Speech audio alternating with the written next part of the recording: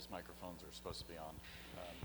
So, I mean, since there's such a small group here, just what we tried to do was put a couple PowerPoint slides together just to walk you through the general process and some of the general changes that we've made over the course of the past probably 18 months or so.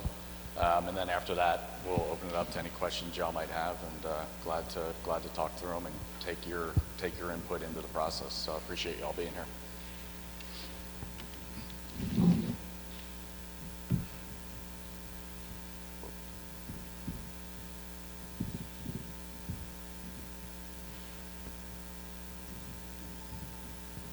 Okay, so we've been meeting regularly since September of 2018. The group here, and there's 3 others who weren't able to make it tonight. But great group of folks who have really kind of spent a lot of time and effort going through all of the different articles associated with the charter. We reviewed different charters for different towns to try and look at what are best practices out there, and really how can we really continue to make the charter that we have work for the community. Sounds like a train coming through here now. All the proposed changes to the charter were reviewed and voted on by the Charter Review Committee over a course of probably 20 or 30 meetings. We've had a number of meetings with our town council to go through the changes that we had, get their opinions, and then incorporate those opinions back into the charter. And then on our last meeting on September 26th, we voted to approve the proposed town charter, send it for a public hearing, and back again to town council for a final review.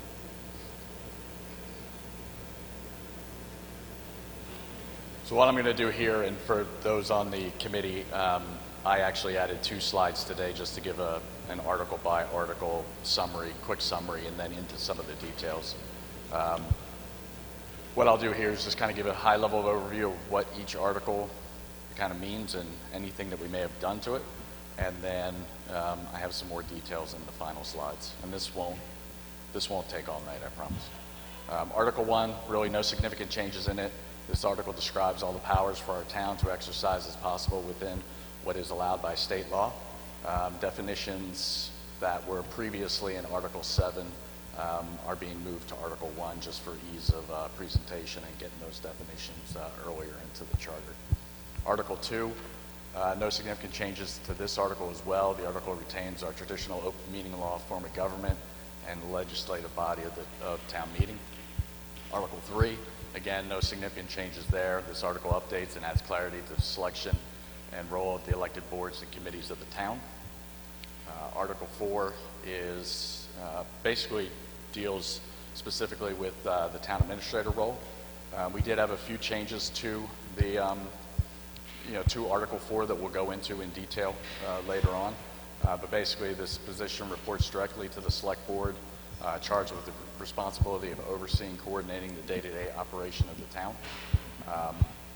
And it's subject to policy guidelines as determined by the Board of Selectmen. The powers and duties and responsibilities of the office are detailed in the charter article. Again, specific changes that we made regarding with educational requirements and selecting an interim town administrator, we'll talk a little bit about in a couple slides forward.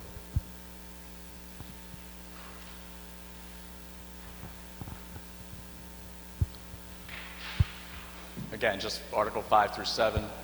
Article 5 provides a way for the town, for a way in which the town operating departments and agencies are to be established. We moved previous sections 7.8 through 7.12 of the charter up to 5.3 and 5.7 just seem to flow better, and those seem to fit more regularly within that article. Article 6, no significant changes within this article, and it provides for the way in which the annual operating budget of the town will be prepared, reviewed, and adopted. Article 7, no significant changes to the detail. Again, spoke earlier about moving some things out of it into other sections, but what remains is generally the same.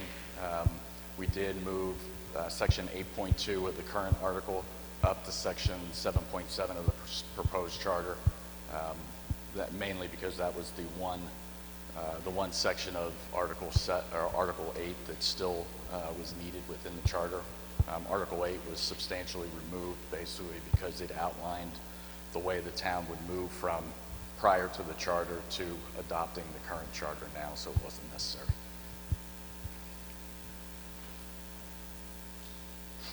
And hi, Kim. Welcome. And feel free to sit up front if you'd like to.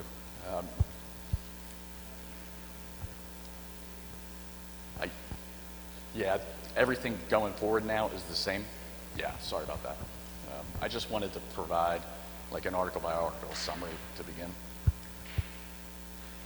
So the changes that that were made to the charter basically fall into two groups. So the first group is just general edits and typos. We did a thorough read through and tried to find punctuation and different things that went on there. So we fixed typos and omissions. We corrected typographical errors, changing certain words and punctuation to assure correct usage. Again, there were some spelling mistakes or whatnot were fixed. Boards and committees. The previous charter, if you read through it, it lists in great detail all the different boards and committees that we have and the different names of them. And we tried to consolidate those and list them in a way that going forward it could be easier to manage. And then again, like I said, we reorganized some of the articles to help the readability of the document overall. So I'll give a couple examples of some of those here. Again, we changed the town council recommended to change Board of Selectmen to Select Board. So we made those changes throughout the document. A lot of little items like the previous charter, listed by law, and we changed all those to town bylaw. You can see there just a couple word changes there in the second line there. So again, you'll see those. We are once Nancy's back from her trip, our plan is to post a full track changes document on the webpage for the charter ahead of town meeting. So you'll be able to go and see exactly all the little details and all the little changes there without having to combine or compare two documents together. So we'll try and get that up there to make it as easy for you as possible.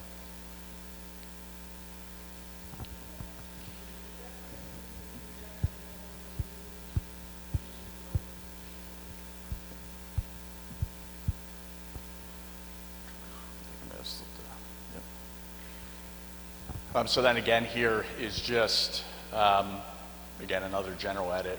7.8 of the current charter was removals and suspension. That was moved to section 5.3. It just flowed better throughout the whole document there. So just another example of a change that was made that didn't really impact the meaning or outcome of the charter. Second grouping was some additions and subtractions that the Charter Committee spent a lot of time looking at what additions or changes could be made to the Charter to make it a bit more functional. So the 5 items that that I'll specifically talk about here include addition of wording to limit any personnel contract to no more than 3-year term, addition of town administrator education and experience requirements, addition of Article 4.4, which is providing guidance for selecting an interim town administrator, the addition of mandatory screening committee for town administrator, police chief, and fire chief, and then removing some language that could be construed as providing tenure to certain town employees and appointees. So I'll go through each of these individually. And I apologize, I know you're not going to be able to read the right-hand side there, but I really just wanted to kind of show that we went through a side-by-side review of these items. So the current charter didn't put a limit on the number of years that personnel contracts could be could go on for, and so the committee added there the language that is kind of blurry, but Notwithstanding anything here to the contrary, no individual shall be appointed for a term more than 3 years. So we're really trying to make sure that the terms that we have are 3 years in length. It doesn't mean that they can't be appointed to another 3-year term, but provides that check and balance through the time frame. Oh, okay.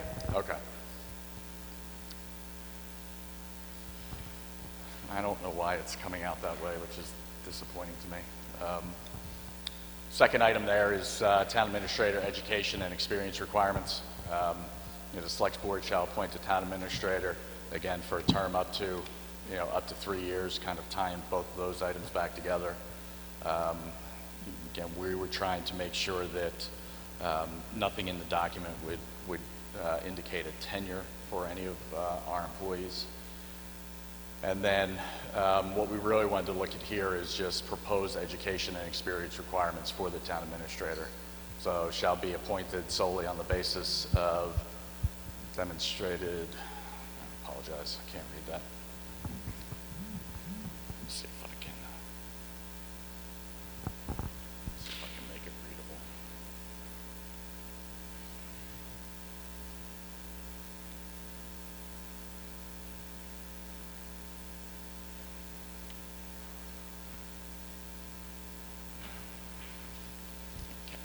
Carolyn, can I have your paper copy and just read it? 4.1? Yeah. Thank you. Sorry about that. I'll read this here, but the town administrator shall be a person especially fitted by education, training, and/or previous experience in public administration to perform the duties of the office as outlined in the job description. So we added connection to the job description as put in place over the past year or two. Education requirements include a minimum of bachelor's degrees with a master's preferred, with sufficient experience administrating similar sized communities, Commonwealth of Massachusetts preferred. So really trying to get just general guideline for the select boards of the future to understand what the selection criteria for a town administrator should be. Now let me fix this back to... So we added section 4.4 for selection of an interim town administrator. The current charter did not, provide guidance on that. Again, I won't read the entire thing to you, but basically, in case of vacancies, we want the same criteria for a full-time town administrator to be considered when hiring a temporary. The temporary appointment should not exceed 6 months. But we do provide, the select board with the option of renewing that temporary assignment for an additional 3 months, and sets compensation for the interim town administrator to be set by the select board.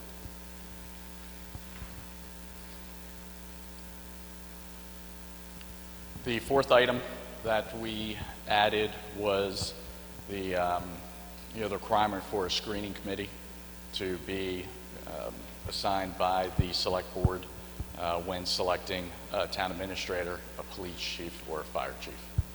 We felt that was something that was important there. We also had a lot of discussion as a group among whether this should be a bylaw or something specific in the charter, and we chose to basically place it in the charter, but put the stipulation there that if there's a bylaw that's developed at some point, that then could get into more specifics if folks in the future wanted to do that.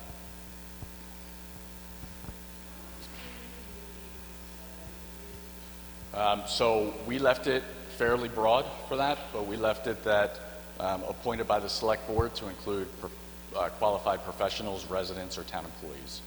So at this point, we didn't want to handcuff the select board in any way, but we wanted to make sure that there was at least a screening committee to look at that group there.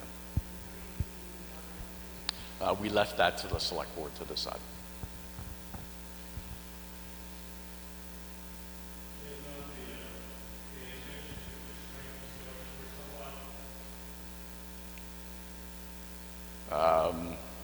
The only intent here is to ensure that there is a selection committee selected for this. We were trying to provide guidance to the select board, but not force them into, different numbers or different people, those things. So at this point here, we wanted to leave it a bit open with saying, screening committee shall be appointed by the select board, include qualified professionals, residents, and town employees.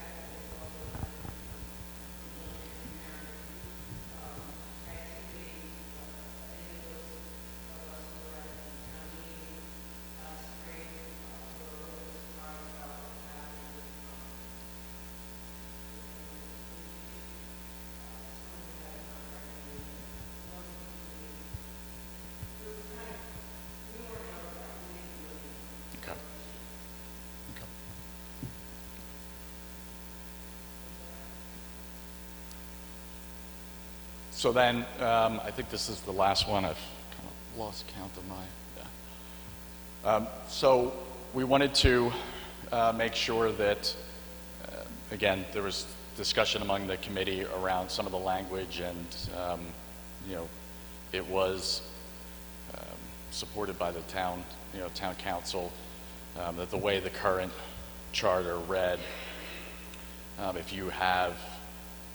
if you're in a position and if you're appointed more than 2 years in a row or 2 terms in a row, that appointment would go on indefinitely. So what we worked with town council on was to add the language in the beginning, which basically states, with the exception of employees covered by personal service contracts or union contracts, to eliminate those folks from the ability to have a continuing on reappointment after their second reappointment. So I think this, by adding that language, again through discussion with council, that should eliminate any kind of appearance of tenure with some of our town employees.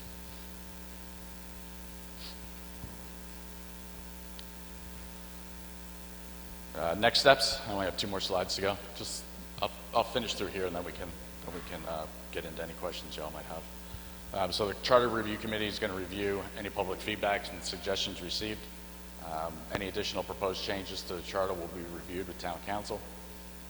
We will then submit the proposed charter and report to the Select Board for inclusion on the fall special town meeting warrant, and then that charter will go before the town during the meeting for a vote. And finally, I just want to thank the members of the Charter Review Committee, John Page, myself, Nancy Raposa, Kim Craven, Jane Jackson, Kelly Kelly, Sue Lizio, Carolyn Smart, and Kathy Spofford. These folks put a lot of time and effort in over 13, 18 months or so, and I appreciate the. I think it was a good overview of the town, right? Different, folks from different groups and different, viewpoints, and we certainly all didn't agree on everything during the, the course of the time there. But I think we came together for, what I feel is the good of the town, and put something together that I'm pretty happy with, and as I said, I'm interested in getting some public opinion and feedback, and working to get us to the end. So with that, any questions y'all might have. I would just ask anyone who does have any questions or comments, if you could please just identify yourself, so that, because we are being recorded, so that we'll know where, and I'm coming back and work the mic. We'll just need you to talk through the mic so that they can hear you at home.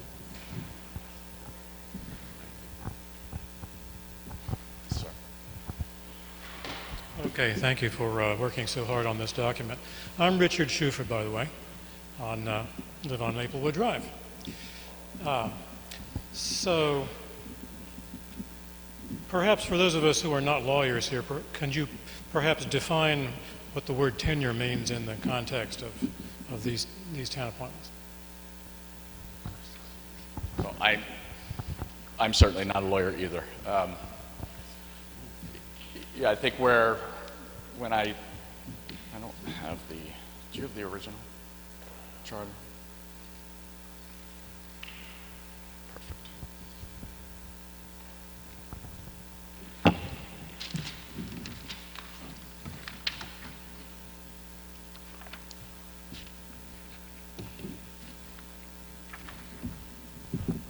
And I just want to read exactly where it was from.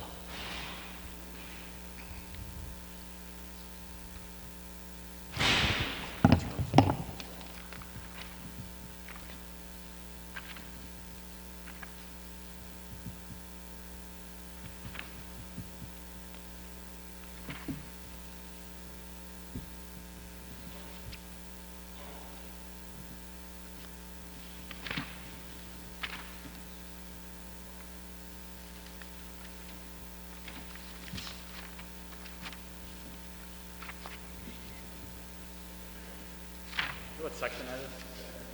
7-8. Yeah.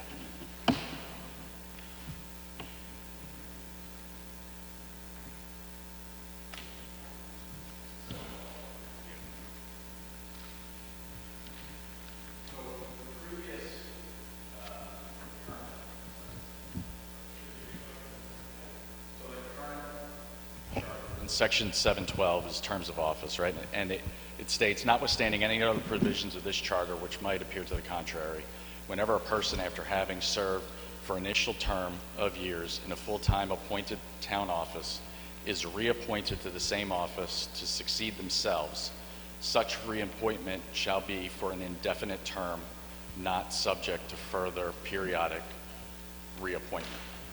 So basically, if you're appointed to a position, Jim's here, so I'll take town administrator as an example, or you can pick police chief or whatever it might be. By just reading this document without calling out the exceptions of employees covered by personal contracts and unions, if we appoint the town administrator or police chief or whatnot to 2 successive terms, they basically go on indefinitely, and the only way that you can unappoint them would be for cause. That's the way we understood that.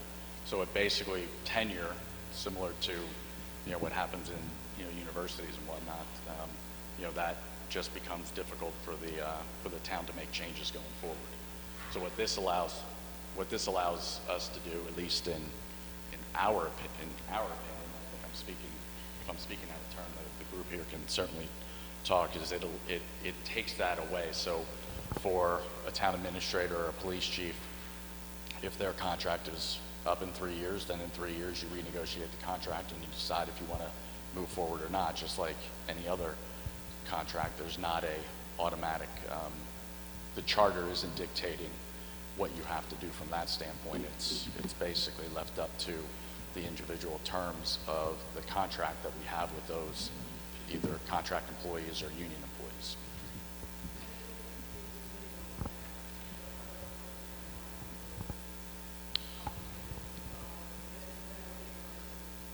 Yeah, well, there are, again, we wanted to make it clear for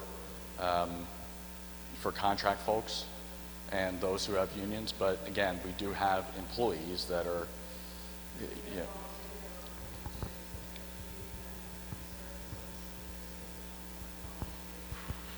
Okay. Okay, the clarity there for sure we'll consider. But we wanted to make sure that our employees that we have are, just like every other employee, you're hired and you go on and, there isn't a reappointment or, any of that thing going on.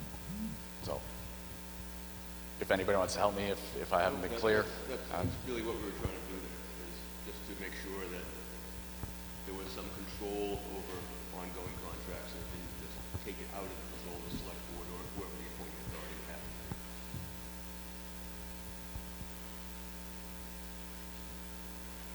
Carolyn, I'm sorry, I didn't see you there. I have to agree with the rest of the committee members. I think they all worked hard, but I would say that that is the intent of I think the whole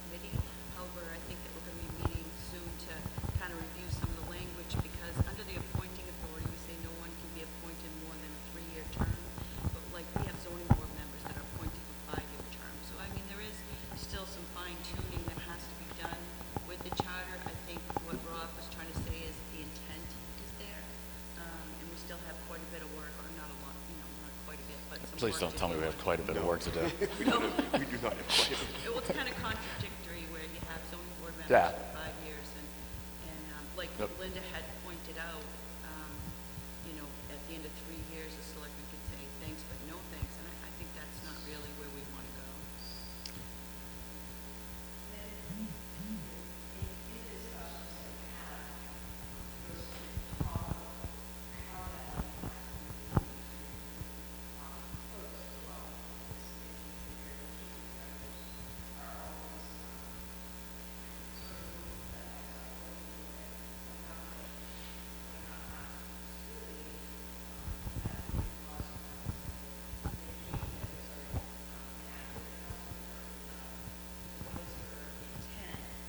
Are you trying, that's better, are you trying to get stability within your community where your chief, fire chief, police chief, town administrator, whatever other department heads would fall into that area, to have a sense of stability with the community? So there is a trade-off when we enact something like this.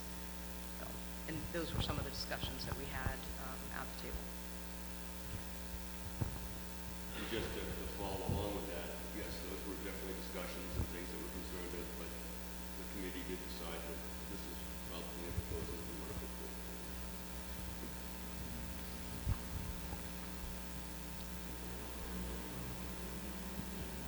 This mic. Oh, yeah. This one. There's also section 7.7 that we didn't go over, but it's continuation of government. So if someone isn't appointed into that position, the position goes on with whoever holds the position until someone else is appointed also. Okay. So you're not going to leave anything open Right. or empty.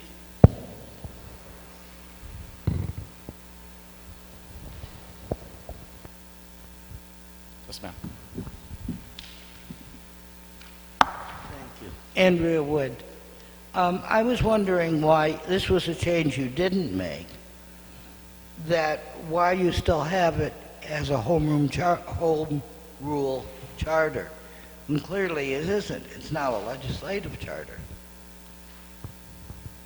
And it became so when we combined the positions of tax collector and treasurer. It was overlooked then, but all your changes, you've not followed the home rule process. You followed the legislative process.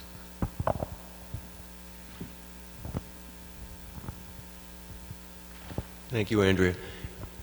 The suggestions that were made to, first of all, maintain it as a home rule charter were all in consultation with town council, and we believe, and council believes, that everything here would be consistent with that.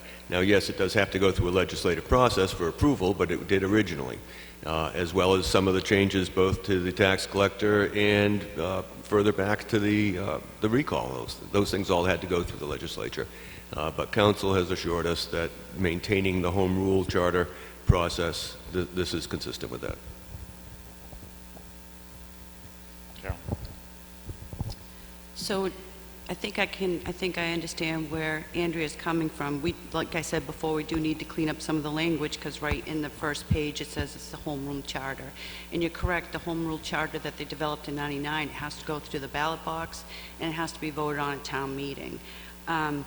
What I recall, and please correct me if I'm wrong, John, is the committee decided that they wanted to go through with a special legislation charter, and that's referred to as a home rule petition.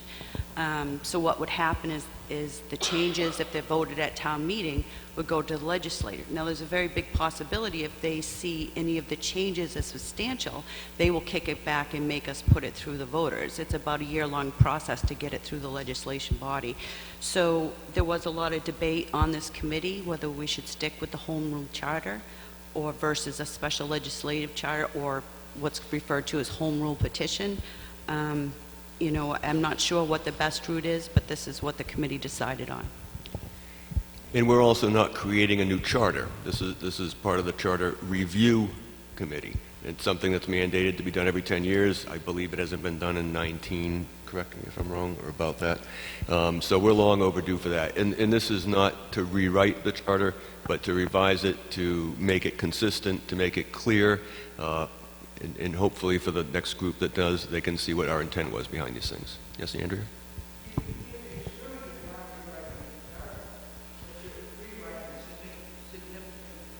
Portions of it. So, I don't understand how you can follow one process, call it one thing, and do it the way the law states, follow another process and call it the other thing. It just doesn't seem consistent. And I realize you have very good counsel. However, a lot of time counsel answers questions the way they're proposed to them, not with all the facts on both sides. Kim? Thanks, Rob. So I think Andrea's question is a really important one for us to think about and to articulate more.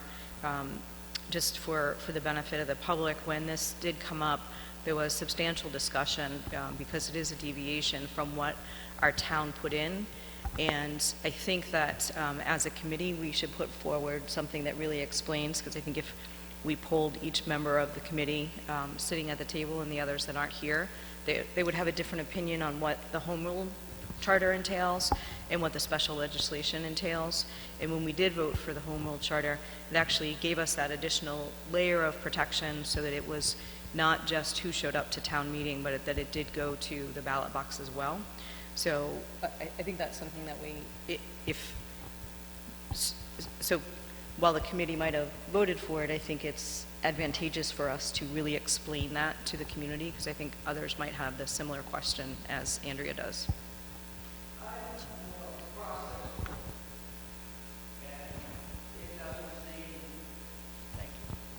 For the homeroom charter, that you follow the charter process as stated in the law. So it seems much more like now you're just playing a game with the words rather than being confined in functioning under the law by the process that it defines.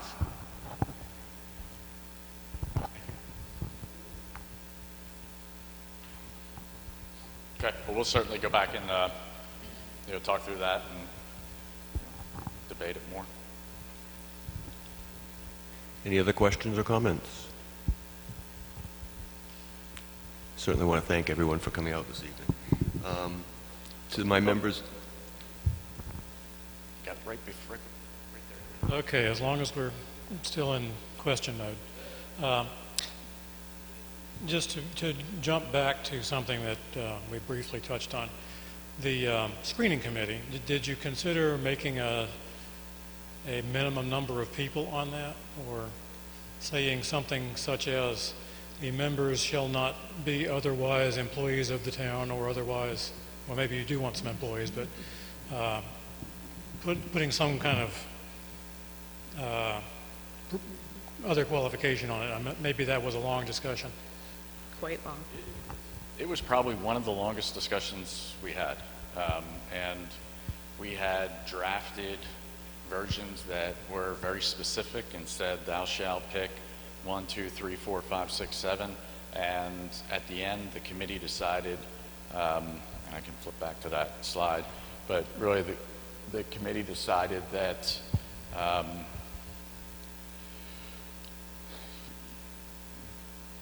that we felt a screening committee should be included in it, but we wanted to leave it broad to allow the board of select, or the select board to do that. Again, I think there were a number of folks on the committee that thought the screening committee was best placed in a town bylaw, but then it becomes all right, when is that going to happen, or who's going to do that, or what? So that's why we left it that this could be superseded by specificity from a town bylaw if that gets done in the future. But we at least wanted a screening committee that was appointed by the select board and included qualified professionals, residents, and town employees. And then we felt that was a step in the right direction, transparency and all those things. Something that's obvious to me, I would be more comfortable to see included in that anyone on the committee not be related to any employees of the town. I think, I mean, we'll certainly take that into consideration, right? I mean, I think it's important to have, you know, representation there, and then I think we felt that, you know, the select board should be, you know, to understand kind of the, you know, the conflict of interest and different things that go on there. But I think it's important that town employees are involved because they're ultimately going to be working with those folks, residents. Again, you may have been saying, I feel like this kind of covers it, but go ahead. Not town employees. I feel that we shouldn't have relatives of town employees on a screening committee. So relatives of the proposed town employee or relatives of?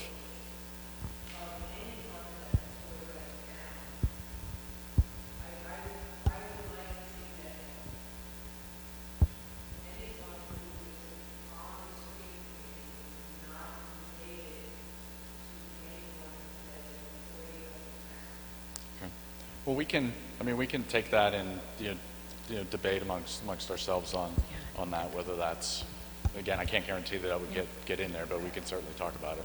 Carolyn?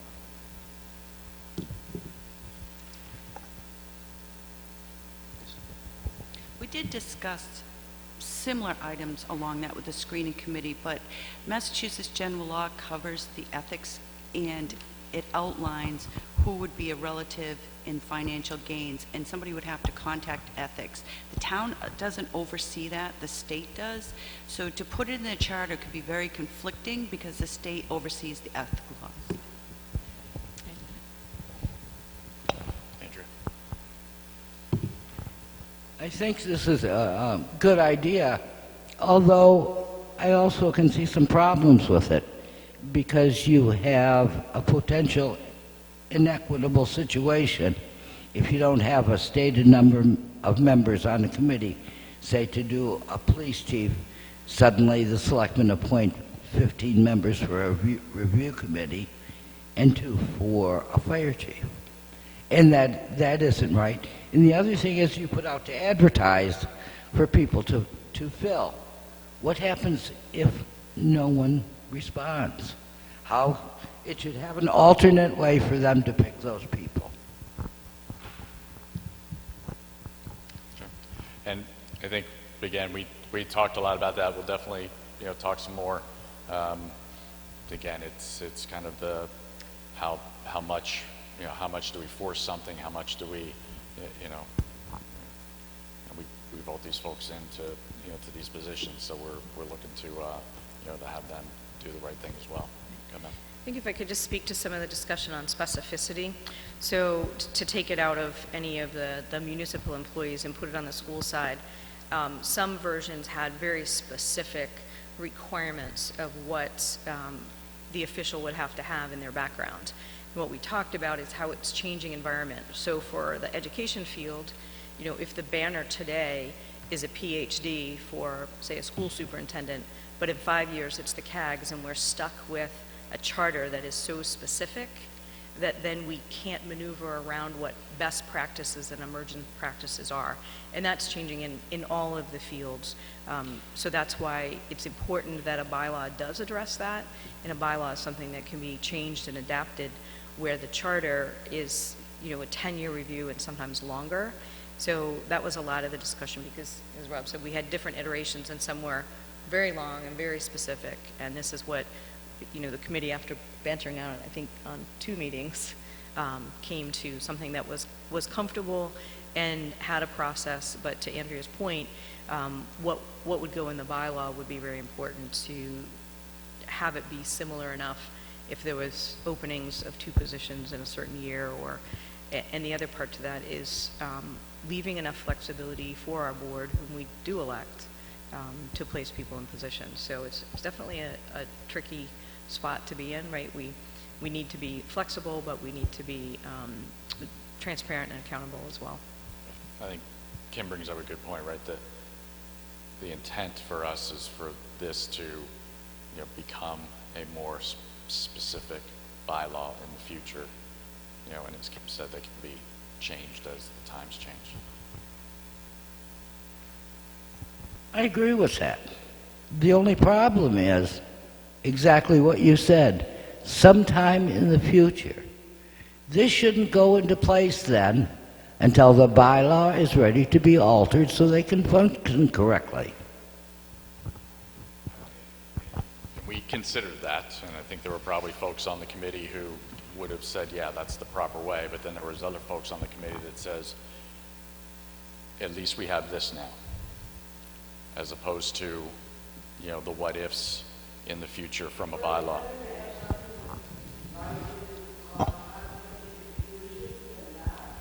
Well, I think, Again, I don't- if I can, Rob, I think that, as Rob was saying, and I think as Kim was saying as well, we want to establish a foundation before we build the house. If you build the house and then the foundation isn't there, the house may not stand. And we felt, as a committee, I believe, that that was the proper way to go about it.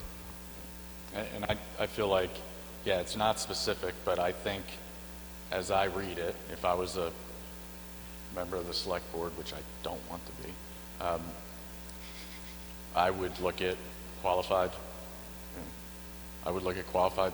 professionals, residents, and town employees, and select those folks that that made sense for the position that was open, and from there. But I think our discussion with the select board should be, this should be a town bylaw, and at some point in the future have that be have that specificity be in the bylaw.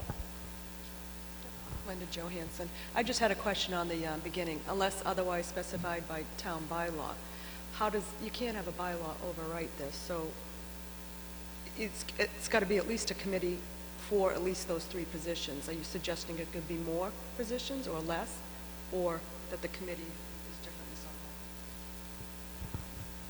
way? So if the town bylaw for, I guess in our mind, and maybe we need to relook at the wording, but in our mind, say there was a specific town bylaw for the screening committee for the town administrator, and that bylaw was approved by town, and it specified that it needed to include 3 town employees, 4 residents, 1 member of the select board, and a lawyer.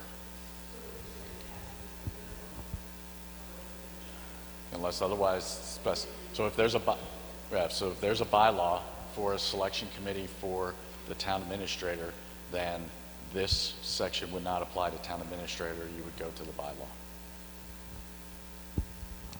So this was a way that we could have something while town bylaws were being developed. Okay. Oh, I'm sorry, you got this. Yeah. Thanks. I think just another consideration of this, and I know, we vote as a committee, but obviously there's discussion, and part of the discussion when we had about specificity is it can be a double-edged sword, right? Because what would be applicable for one position and who should be on it could be vastly different. And this is an example that I like to use because it's, again, outside of town government. So if there was a screening committee for someone in the school system, you could put together professionals, whatever that entails, right? So for a school, you would assume that those professionals are someone with experience in school administration, and then residents and other town employees because they need to work together. But it's important, the designation of the professionals, because if I was on a screening committee for the schools, I would know that an important question to ask is about Common Core, but I can tell you 100%, I don't know what the right answer is to that because I don't have a background in school. I don't have kids in the school. So for me, if I was on it as a resident, it would be how would this person fit with the fabric of our community?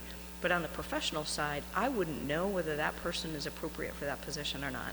So I'll say that was something that, really came to bear as well, that if folks are on screening committees for these positions, whatever they might be, there has to be a core of the committee that actually understands that discipline, because someone can answer a question and sound really nice, but give you the completely wrong answer. So that is, that came into a lot of our discussion too, that if we're so specific in the charter, and I think it, might be said that it was a compromise of the committee to get us all on the same page with language that we could all agree to in the charter. Exactly. Sir. Well, this is a very difficult matter, isn't it, to screen for important positions, isn't it? It's a hiring decision, right? And every organization knows that the hiring decisions they make are some of the most important decisions. And sometimes hiring works well, sometimes hiring doesn't work well, and we've all seen that, I think, everywhere in life. So I sympathize with you're trying to make rules about how to do that. It's just so hard.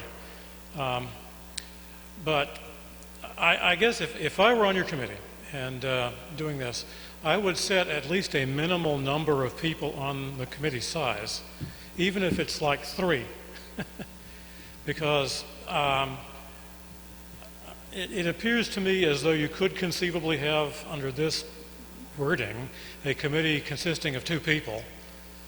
A person who is a town employee who is a qualified profession who happens to live here could presumably meet 3 of those roles there.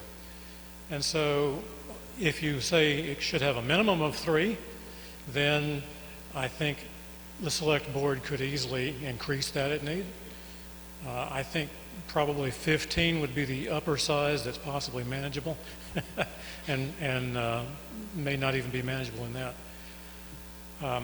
So it's hard, and I understand this, but I'm just saying that I would feel more comfortable if there was a number there, a low number which could be increased. And I've been sitting here trying to think of other ways to get past this, but the fundamental problem is it's a hard thing to do. It's going to be argued about no matter what you decide. So take my advice with a grain of sodium chloride. But may I ask about another point now that I've got the microphone in my hand?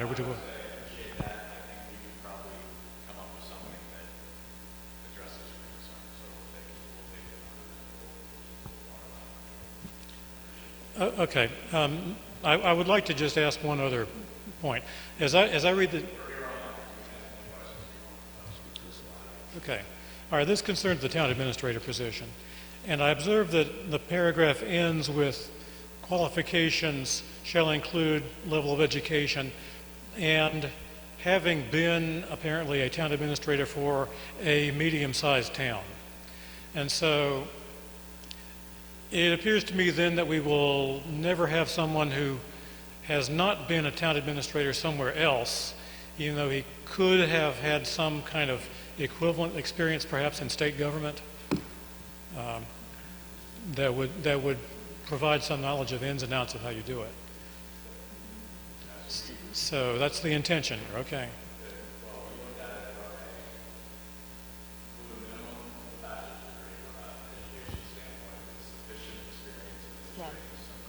Rob, microphone. I don't follow my own rules. So just so that everybody's clear on what section it is, so it's section 4.1.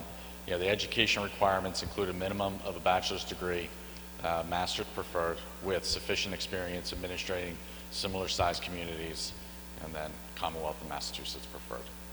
So that was the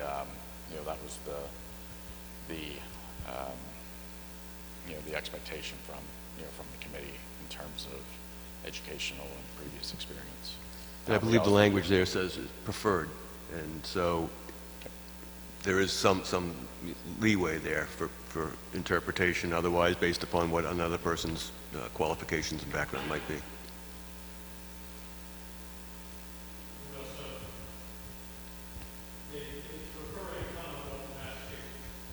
That's correct.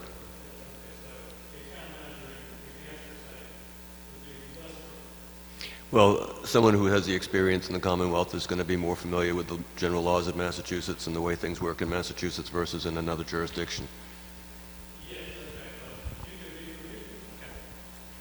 All right, this is just a hypothetical. Suppose someone worked on Beacon Hill, say, or in one of the state government offices would know the laws of Massachusetts quite well and yet not specifically have been a town administrator.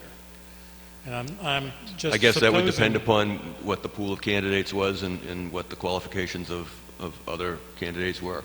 Certainly that would be better, in my mind anyways, to someone who had done such a thing in Vermont, because they would be, as you indicate correctly, more versed in the Commonwealth's laws and regulations. But that person, just by virtue of working on Beacon Hill, might not necessarily qualify them more than someone who was a town administrator in any other similarly sized community in Massachusetts. Okay, well, I'm just posing a hypothetical here and just wanting to understand that that is your intent then to Our constrain intent, the pool of I applicants. think that the intent of the committee was to put forth a process that would get us the very best candidates for any of those positions. Okay, well, we want good candidates, that's for sure. All right, well, thank you for thinking about that and entertaining my question. I think and we'll look at that language, because I think Jonathan's point is, again, something that we talked about a lot, right? Trying to be specific on what we want, but not necessarily boxing ourselves into a corner. If, the perfect candidate shows up that doesn't have necessarily X, Y, and Z that we looked at. So we'll certainly talk over that section there. We had a lot of debate on that section for sure. Carolyn? I think what folks have to understand too is charter changes is a very long process. It's not something that can evolve in 2 or 3 years.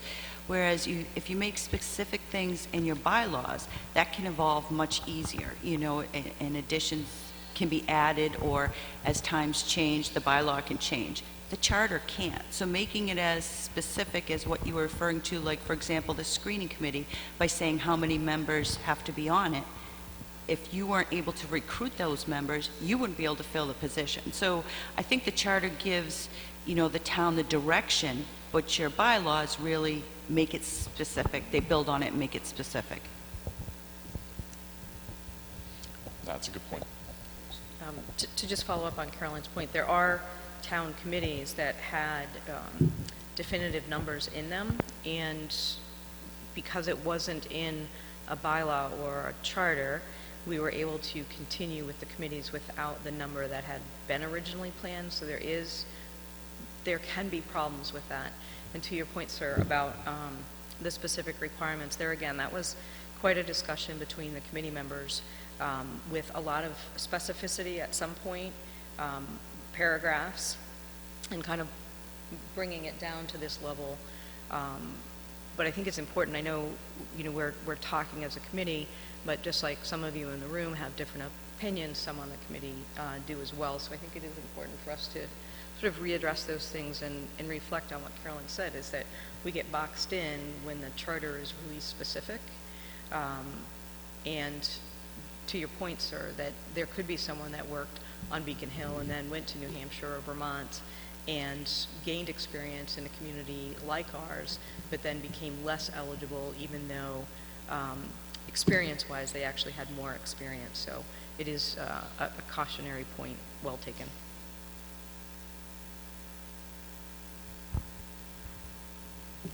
Anything else? Yes, sir.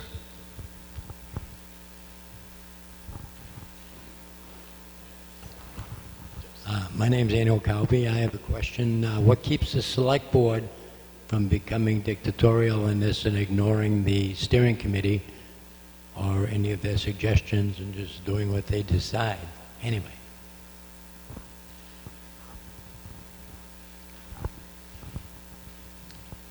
Carol?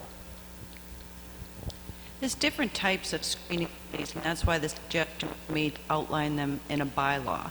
So you have screening committees that will review all resumes and forward so many appointments forward for interviews. You'll have screening committees that work with recruiting agencies directly. So to your concern about the selectmen dictating it, that's where you want your bylaws to maybe be more specific. The type of screening committees you want to develop, how much involvement there is, that also has to be in consideration of open meeting laws, because different rules apply to screening committees. So to have that all in your charter would be very difficult. And if the laws change or things evolve as to how do you recruit department heads, especially these types of positions, you don't want to box yourself in. And I would just add that I think this forces the select board to create a screening committee. Again, they may not do it exactly the way everybody would like it. We can't necessarily put everything in a charter to make them do the right thing, right? I mean, we still have to trust that people are going to vote for folks who are here for the right reasons and do the right thing, and that's why we have ways to recall people and things like that. So we have to kind of go in with, here's the guidelines, people are going to do the right thing, and the folks are going to make sure they're doing the right thing at the ballot box.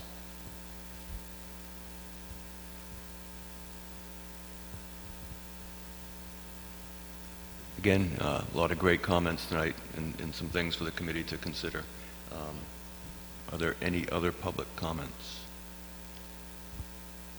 None being seen, I'm going to close the public comment section. There is a sign-in sheet circulating also, if you could make sure that you've signed in on that. So for the committee, we've got some great input tonight. I don't know what everyone's availability is next Thursday, the 17th, but I would like to do this sooner rather than later, since we don't know when the fall town meeting is going to be scheduled. Alternatively, if we're trying to keep it on Thursdays, as we have been, would be the 24th, although I'd be willing to entertain a different evening if anyone has any thoughts. I don't know, obviously, what our absent members' schedules are like, but I think it's important that we, why this is still fresh, that we have a chance to look at it and make any additional revisions before the final submission to town council. I can make the 17th work. You're available? Yeah. You okay? Maybe? I have 3 night meetings a week, but I'll make sure my phone battery is well charged. can we start a little bit later than 6? I think we probably can. Why don't we tentatively, this is my thought, we schedule for something for next Thursday, and we'll tentatively schedule it at 6 right now, because we have time before posting, and I can send out a questionnaire to the entire committee and coordinate that feedback. So yeah, definitely that. Well, we're going to tentatively call it for 6. Kim had asked if it could be a little bit later. I assume she's going to be in a different time zone. That's what I'm gathering. No, it's just I have a meeting that goes right up until 6. Okay. And so if we could get 6:30. Okay. But so all right. So let's temporarily say 6:30 on Thursday Thank the you. 17th. I'll send something out to the entire committee and make sure that we're going to have sufficient numbers of people. I think let's just go Thursday, 6:30. We got 6 people here. I appreciate the flexibility.